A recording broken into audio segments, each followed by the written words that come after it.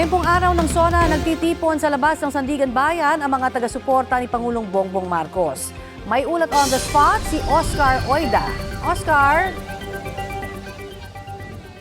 Yes, Connie, nandito tayo ngayon sa may kahabaan ng Commonwealth Avenue, partikular dito sa may pagitan ng Commission on Audit at ng Sandigan ng Bayan, kung saan gaya ng sinabi mo ay kasalukuyan nagtitipon-tipon ngayon ang mga supporters ni Pangulong Bongbong Marcos para sa kanyang Araw of State of the Nation address.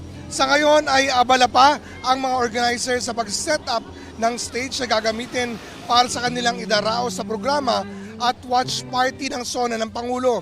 Ayon sa ilang nakausap namin, napakahalaga umano na may pakita nila sa Pangulo ang kanilang full support para daw may pagpatuloy nito ang mga ginagawa para sa bansa.